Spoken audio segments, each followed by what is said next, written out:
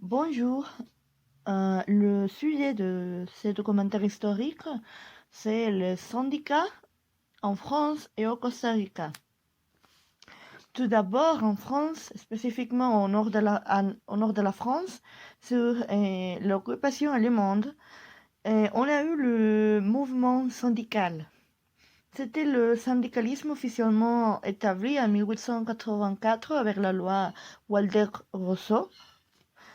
Le mouvement syndical est né tout d'abord connu comme le mouvement ouvrier, qui avait comme but la défense des intérêts des ouvriers, comme par exemple l'augmentation des salaires et la réduction horaire de la journée de travail. C'est ainsi que les ouvriers ont eu comme principal moyen de pression les grèves. De grandes grèves en France ont été la grève de mineurs de Pas-de-Calais et la grève à Fougères. Tout d'abord, avec la grève de Pas-de-Calais, cette grève a duré du 27 mai au 10 juin 1941. On sait bien que le charbon du vallon minier du Pas-de-Calais était très important. Donc les compagnies doivent accroître leur production au profit de l'Allemagne. On doit se rappeler qu'on est sur l'occupation allemande, au mépris des conditions de travail qui se dégradent. Et pendant l'hiver de 1940-1941, la misère, la disette, le froid et les conditions de travail se dégradent. Le 1er janvier 1941, l'occupant allemand décide d'allonger d'une demi-heure la journée de travail sans augmentation de salaire. Et aussi, les conditions de vie de mineurs et de leurs familles sont devenues vraiment pénibles. Une autre grève très importante dans l'histoire française est celle de mai 68. Dans cette grève, on a eu la participation des étudiants et universitaires français et même de quelques ouvriers. Donc, pour ce sujet, on a fait un entretien. Donc, la personne qu'on a interviewée, c'était Madame Salazar. Et elle nous a raconté un peu sur sa expérience. Et donc, voilà. Voici l'entretien. Alors, le mouvement ouvrier en France est très intéressant. Il faut dire que la classe ouvrière est apparue lorsque la France a commencé à s'industrialiser. Et le 19e siècle est un siècle qui montre justement l'évolution du mouvement ouvrier. Mais à cette époque-là, on exploitait beaucoup les ouvriers, mais les ouvriers n'étaient pas organisés pour se défendre. Donc ils ont beaucoup souffert des conditions de vie, des conditions de travail, parce qu'en réalité, il n'avait pas le moyen de se défendre contre, disons, les riches, contre les personnes qui avaient dans leur main leur capital. Donc il faut attendre le XXe siècle pour que, sous l'influence des partis politiques, notamment le socialisme et le communisme après, ils puissent apprendre à se défendre, à s'organiser. Et donc apparaissent à l'époque des leaders, c'est-à-dire des chefs politiques qui commencent donc à les diriger, à leur donner, disons, quelques directives. Et c'est comme ça que les ouvriers au XXe siècle en France finissent par s'organiser et finissent justement par défendre leurs droits. Alors, il est vrai qu'il y a eu dans les années 30 un gouvernement socialiste avec à la tête Léon Blum qui a apporté beaucoup de, disons, de droits aux ouvriers, leur a apporté certaines garanties et donc ceci est important. Alors, parmi les droits que les ouvriers ont, disons, acquis à travers l'histoire, c'est le droit à la grève, c'est-à-dire le droit à se manifester, disons, pour protester contre des conditions de travail qui n'étaient pas peut-être acceptables. Ils ont eu d'autres revendications, d'autres genres de congés payés. Ils ont eu aussi la possibilité d'avoir des vacances payées, etc. Les ouvriers au XXe siècle, donc, grâce justement aux partis politiques et surtout au gouvernement de type socialiste, ont pu, disons, revendiquer certains droits qu'avant leur étaient niés. Et parmi ces droits, il y a le droit au repos, aux vacances, aux loisirs, aux congés payés, etc. Et donc, parmi ces droits très importants, il y a le droit à la grève. Donc, c'est-à-dire pouvoir arrêter le travail et manifester contre le patronat, disons, des meilleures conditions de travail. Donc, parmi les droits, disons, importants des travailleurs au XXe siècle, on peut retenir la grève parce que la grève est quelque chose qui permet de mesurer, disons, les conditions réelles des ouvriers, leurs conditions de vie, leurs conditions de travail, parce que chaque fois qu'il y a quelque chose de très important dans la vie en France, n'est-ce pas, surtout dans la vie des ouvriers, donc il y a des manifestations. Alors, le XXe siècle s'est développé, disons, de façon assez, disons, chaotique, si j'ose dire. D'abord, il y a eu la Première Guerre mondiale, ensuite il y a eu la Seconde Guerre mondiale. Et les ouvriers se sont manifestés contre les guerres parce qu'ils avaient une idéologie socialiste et communiste. Et ils disaient qu'ils n'allaient pas aller tuer d'autres ouvriers socialistes et communistes comme eux, même s'ils appartenaient à d'autres pays. Mais évidemment, à cause du système politique, ils ne pouvaient pas disons, se manifester et faire des grèves. Ils pouvaient protester, bien sûr, et dire qu'ils ne voulaient pas aller à la guerre, mais à la fin, ils devaient aller à la guerre. Donc, une fois que la Seconde Guerre mondiale s'est terminée, donc, nous entrons en France dans une période de relative paix. Et c'est l'époque où la France va se reconstruire et va commencer, après la Seconde Guerre mondiale, l'époque des 30 glorieuses. Et c'est une époque très prospère du point de vue économique et du point de vue industriel, parce que le pays commence à se reconstruire, des usines commencent à fonctionner, des fabriques commencent à produire toutes sortes de choses, d'objets, disons, d'objets importants pour la vie quotidienne des Français. Il y a bien sûr l'aide des États-Unis après la Seconde Guerre mondiale, donc ce qui a beaucoup aidé les Français donc à se reconstruire. Alors, disons que la vie ouvrière commençait à se voir, disons, après la Seconde Guerre mondiale et l'époque des 30 glorieuses, comme une époque vraiment prospère pour les ouvriers. D'abord, ils avaient déjà plusieurs garanties, disons, pour le travail, certains acquis, certains droits, disons, pour vivre mieux. Et on a commencé à produire des choses qui aidaient la vie quotidienne. Des objets pour le foyer, des électroménagers, mais surtout la voiture. La voiture est apparue, disons, à bas prix, et cela a été très important donc pour les ouvriers qui pouvaient donc se déplacer avec leur famille, etc., et vivre beaucoup mieux qu'ils n'avaient vécu auparavant. En mai 1968, ce qui s'est passé, c'est que lorsque les États-Unis ont pris la relève de la France dans le sud-est asiatique, en Indochine, pour chasser le communisme, les États-Unis ont tout fait pour éradiquer, supprimer le mouvement communiste au Vietnam, comme on appelle maintenant ce pays ou cette région. Mais cela était très difficile parce que le pays était très bien organisé et recevait l'aide des pays communistes comme l'Union soviétique et la Chine. Alors, ils ont commencé à multiplier, disons, les éléments d'attaque contre le peuple vietnamien. Ils ont envoyé des soldats pour combattre dans des conditions très difficiles, les marines, comme on parle en général, n'est-ce pas, et qu'on voit souvent dans des films. Les États-Unis ont repris beaucoup ces différents épisodes de cette guerre. Et ensuite, ils vont utiliser des bombes pour détruire non seulement la nature, mais aussi détruire les maisons, les constructions, absolument tout, et des bombes qui incendiaient facilement les plantes, les maisons, mais qui ont des incendies qui étaient difficiles d'éliminer.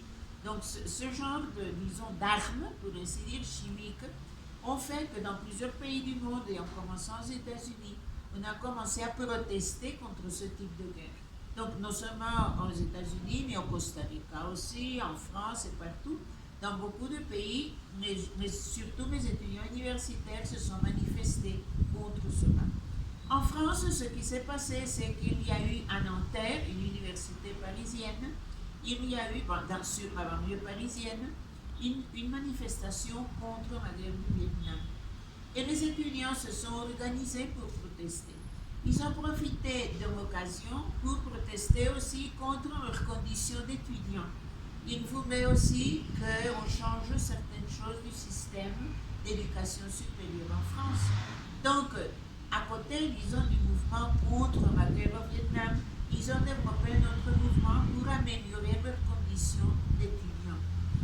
Ceci a eu écho dans d'autres universités françaises et cela s'est étendu dans différents centres universitaires français. Et donc le mouvement est devenu très important en mai 1968. Pour pouvoir, disons, consolider leur mouvement, les étudiants ont invité des ouvriers à participer avec eux dans le même mouvement. Mais pour nos ouvriers, c'était très difficile parce qu'une chose, c'était les revendications des étudiants et d'autre part les revendications des travailleurs. N'est-ce pas? Ce sont deux mondes différents, donc très difficiles à mettre ensemble.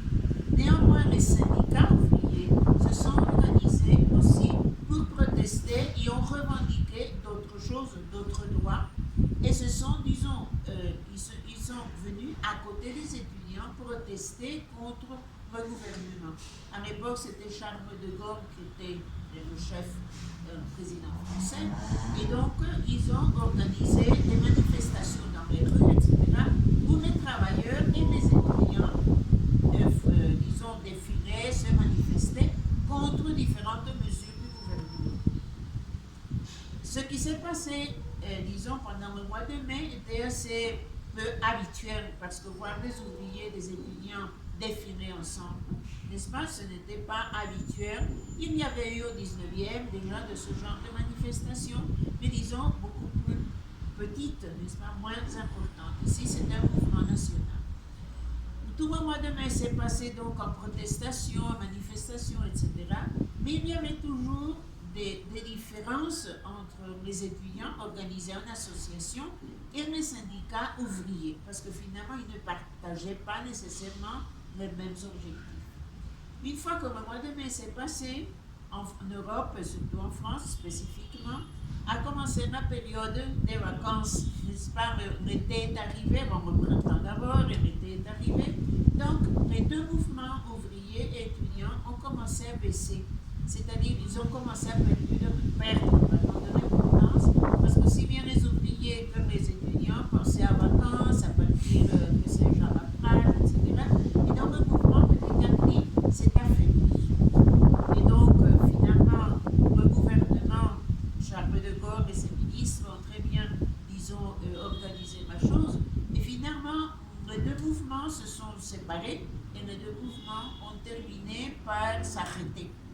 Bien sûr qu'il y a eu des négociations, il y a eu des accords, le gouvernement a pris certaines mesures, disons, de modernisation, surtout dans l'enseignement supérieur, mais en réalité, ce mouvement s'est un peu essoufflé, si je dis, a perdu de sa force, probablement parce que c'était un groupe qui n'était pas homogène. D'un côté, les étudiants, et d'autre part, le mouvement ouvrier. Grève à Fougères. Pendant l'hiver 1906-1907, la grande grève dans l'industrie de la chaussure à Fougères a marqué le mouvement ouvrier en France. Était une grève longue et massive. Avant, c'était on commençait par la fabrication de trailes de laine dirigées aux femmes, et puis on adoptait la fabrication de chaussures en cuir pour les femmes. On passe de 9 fabriques en 1861 avec 1666 ouvrières en général ont été de petites entreprises familiales. Le syndicalisme, à partir de 1887, a été dynamique. Deux syndicats se sont mis en place. Celui des coupeurs et celui des chaussonniers. En 1900, la municipalité fourgereuse obtient des bourses de travail qui devient un service gratuit. Cependant, en 1908, les syndicats décident de prendre leur indépendance en construisant une maison peuple. En 1906, le conflit commence. Le patron entame des négociations usine par usine pour voir la rémunération des ouvriers. Il avait 22 fermetures d'entreprises syndiquées afin que les ouvriers aient accepté les conditions. Le 13 novembre 1906 sont votés. En 1907, les ouvriers ont la victoire. Finalement, ce qu'ils demandent l'ont acquis. Les syndicats au Costa Rica. À la fin du 19e siècle, on trouve au Costa Rica beaucoup de changements et de développement des industries, des fabriques et d'infrastructures. On a beaucoup de constructions et de contratation des travailleurs. Ceci provoque beaucoup de changements dans l'organisation des entreprises. À Limon, on trouve beaucoup de développement comme port. Aussi, tout le développement du pays provoque une nouvelle organisation de tous les travailleurs qui existaient à ce moment-là. Il y a un nouveau type de travailleurs et une nouvelle quantité de salariés. Alors, on commence une nouvelle organisation de travailleurs entre 1900 et 1902. Dans cette période, il y avait les ligues des ouvriers et des syndicats, qui avaient la même forme d'organisation qu'on connaît au présent. Les ligues des ouvriers, de plus en plus, perdaient leur force pour que les syndicats soient plus forts.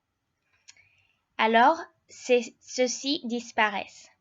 Aussi, les organisations de travail perdaient leur force et les syndicats étaient de plus en plus forts. Les syndicats luttaient pour la défense des intérêts des travailleurs, des conditions de travail et de protection de bénéfices laboraux. Il y avait beaucoup de grèves à la fin du 19e siècle, comme les grèves de professeurs. Ils faisaient cette grève pour protéger leur régime de pension parce que le gouvernement voulait donner leur pension aux membres de l'armée, quand il existait encore l'armée. À partir de ce moment-là, on a commencé à faire beaucoup de grèves. Elles étaient intenses et constantes, mais de courte durée. Elles étaient faites à la vallée centrale et dans les côtes. Aussi, on a commencé des grèves sociales et laborales. Grâce à ces grèves et à ces syndicats, on a pu défendre des bénéfices comme les salaires, les pensions, les conditions de travail, etc. De 1900 à 1905, on trouve une explosion des syndicats, c'est-à-dire il y a beaucoup de syndicats. En 1910, on trouve des fédérations de syndicats dans toutes les provinces.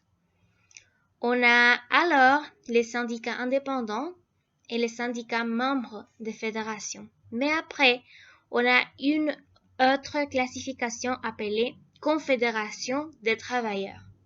Ils étaient une combinaison de syndicats indépendants et des membres des fédérations de syndicats. Beaucoup d'intellectuels faisaient partie de ces confédérations, entre elles Carmen Lira. Alors, on trouve que grâce à ces syndicats, on a beaucoup de résultats politique en 1913. Dans cette période, le Costa Rica faisait partie des confédérations ouvrières syndicales internationales. Ils ont réussi à avoir des résultats comme les journées de travail de 8 heures en 1986, qui était une lutte en Europe, aux États-Unis et par conséquent au Costa Rica. Parce que le Costa Rica faisait partie de ces confédérations internationales. En 1920, au Costa Rica, on commence à voir l'existence légale des syndicats et des grèves et la régulation légale de ceux-ci. Et on essaie aussi d'écrire un code de travail avec ses normes et conditions, mais il est écrit jusqu'à 2 décennies après. En guise de conclusion, on peut affirmer que le mouvement syndical, c'est très important vu que c'est le groupe de personnes qui défendent les droits des travailleurs. En plus, il existe un parallélisme entre la France et le Costa Rica parce que la défense des droits des travailleurs peuvent mener à une manifestation ou bien à une grève.